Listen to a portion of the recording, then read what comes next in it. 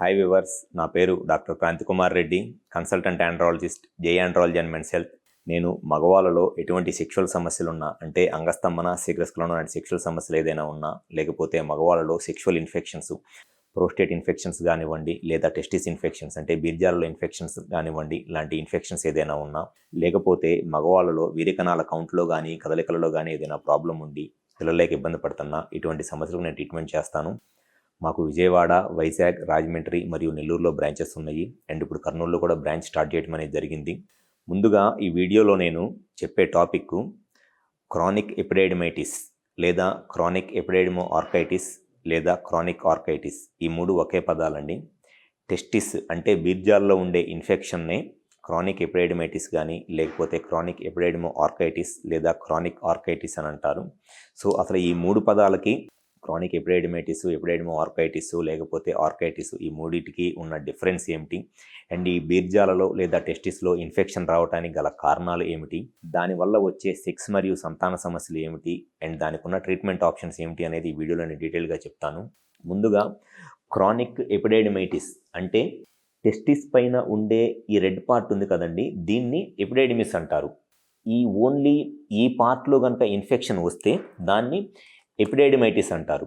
అలా కాకుండా టెస్టిస్లోనూ ఎపిడైడమిస్ రెండిట్లోనూ ఇన్ఫెక్షన్ వస్తే దాన్ని ఎపిడైడమో ఆర్కైటిస్ అంటారు. ఎపిడైడమిస్ ఓన్లీ క్రానిక్ ఎపిడైడమిస్ అంటే దీంట్లో వచ్చే ఎపిడైడమిస్లో వచ్చే ఇన్ఫెక్షన్. ఎపిడైడమో ఆర్కైటిస్ అంటే ఈ ఎపిడైడమిస్లోనూ ప్లస్ టెస్టిస్లో రెండిట్లో కలిపి ఇన్ఫెక్షన్ వస్తే ఎపిడైడమో ఆర్కైటిస్ అంటారు.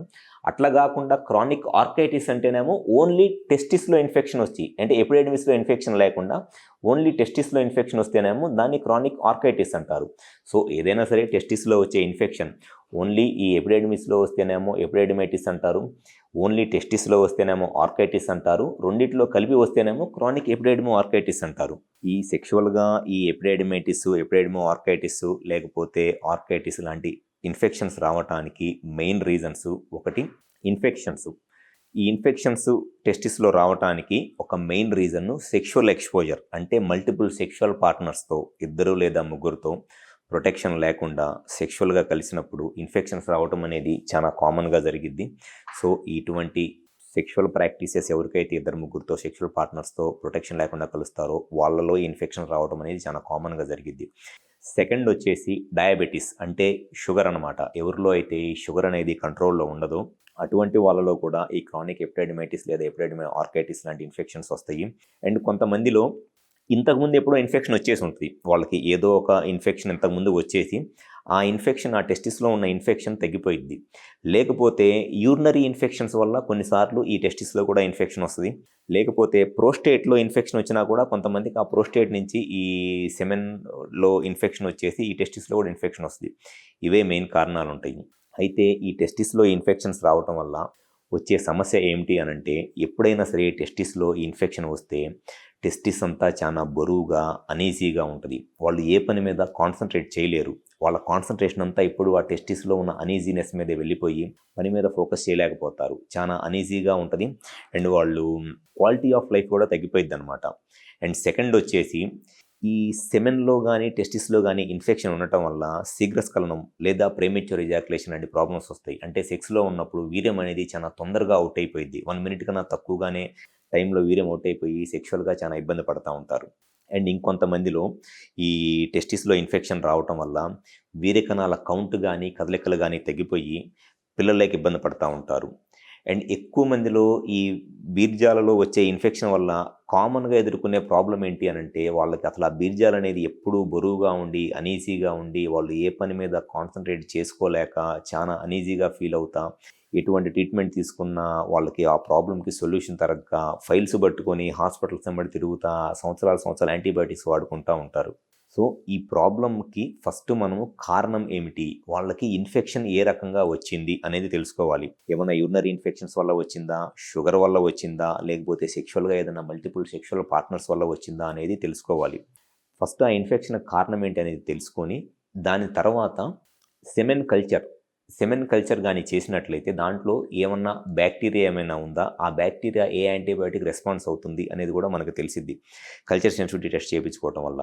సో ఎప్పుడైతే ఈ టెస్టులు చేయించుకుంటామో నెక్స్ట్ వచ్చేసి దానికి ట్రీట్మెంట్ ఆప్షన్స్ వచ్చేసి ఫస్ట్ యాంటీబయాటిక్స్ అండ్ ఈ పెయిన్ కిల్లర్స్తో ట్రీట్మెంట్ కనుక 15-20 డేస్ చేసినట్లయితే చాలా మందిలో రిలీఫ్ వస్తుంది. ఒకవేళ యాంటీబయోటిక్స్ కానీ పెయిన్ కిల్లర్స్ కానీ ఎంత వాడినా సరే ఆ టెస్టిస్లో రిలీఫ్ రావట్లేదు కొంతమంది పేషెంట్స్లో, వాళ్ళకు ఉన్న next line of treatment option ఏమిటి అని అంటే లో ఇంటెన్సిటీ షాక్ వేవ్ థెరపీ లేదా పిజోవేవ్ థెరపీ లేదా extra corporeal shock wave therapy అంటారు, ESW ట్రీట్మెంట్ అంటారు. ఈ ట్రీట్మెంట్ తీసుకోవటం వల్ల డెఫినెట్గా వాళ్ళకి ఈ టెస్టిస్లో ఏదైతే ఈ ఉన్న మజిల్ డ్యామేజ్ అయిపోయి టెస్టిస్లో ఇన్ఫెక్షన్ లాంటి ప్రాబ్లమ్స్ వచ్చి అక్కడున్న మజిల్ డ్యామేజ్ అయిపోయి అన్కంఫర్ట్నెస్ ఉంటుందో, అక్కడున్న నర్వ్స్ అనేది డ్యామేజ్ అయిపోవడం వల్ల ఆ డిస్కంఫర్ట్ అనేది ఈ లో ఇంటెన్సిటీ షాక్ వేవ్ థెరపీ లేదా పిజోవేవ్ థెరపీ లేదా షాక్ వేవ్ ట్రీట్మెంట్ తీసుకోవడం వల్ల చాలా మందిలో ఈ రిలీఫ్ అనేది వస్తుంది. మన దగ్గర విజయవాడలో ఈ షాక్ వేవ్ థెరపీ అనేది చేయడం జరిగింది. చాలామంది పేషెంట్స్ ఎవరైతే ఈ టెస్టిస్లో ఇన్ఫెక్షన్ ఉండి ఎక్కడెక్కడో ట్రీట్మెంట్ చేయించుకుంటా ఇన్ఫెక్షన్ క్లియర్ అవ్వక ప్రాబ్లం రిజాల్వ్ అవ్వక ఇబ్బంది పడతారు, చాలామంది మా దగ్గరికి వచ్చేసి ఈ షాక్ వేవ్ ట్రీట్మెంట్ కూడా చేయించుకొని చాలా హ్యాపీగా ఉంటారు వాళ్ళు. సో ఎవరైతే ఈ టెస్టిస్లో ఇన్ఫెక్షన్తో బాధపడుతున్నారో మీరు ఫస్ట్ దానికి ఇమీడియట్గా కనుక ట్రీట్మెంట్ చేయించుకోకపోయినట్లయితే స్లోగా టెస్టిస్ డ్యామేజ్ అయిపోయి ఫ్యూచర్లో సెక్షువల్గా ఆ టెస్టిస్ నుంచి వచ్చే హార్మోన్స్ బాగా తగ్గిపోయి అంగస్తంభన, శీఘ్రస్ఖలనం లాంటి సెక్షువల్ ప్రాబ్లమ్స్ రావడానికి అవకాశం ఉంటుంది. అండ్ వీరకణాల కౌంట్ తగ్గిపోయి పిల్లలు పుట్టడానికి కూడా ఇబ్బంది పడుతూ ఉంటారు. అండ్ వాళ్ళకి అసలు ఆ పెయిన్ వల్ల క్వాలిటీ ఆఫ్ లైఫే తగ్గిపోయింది. సో ఎవరైతే ఈ టెస్టిస్లో ఇన్ఫెక్షన్స్తో బాధపడుతున్నారో ఒకసారి హాస్పిటల్ నెంబర్ కాల్ చేసి అపాయింట్మెంట్ తీసుకొని వచ్చి కలవండి. డెఫినెట్గా మీ ప్రాబ్లంకి సొల్యూషన్ చెప్పడం అనేది జరిగిద్ది. మీకు ఫ్యూచర్లో ఎటువంటి సెక్షువల్ సమస్యలు రావు, సంతాన సమస్యలు రావు. Thank you.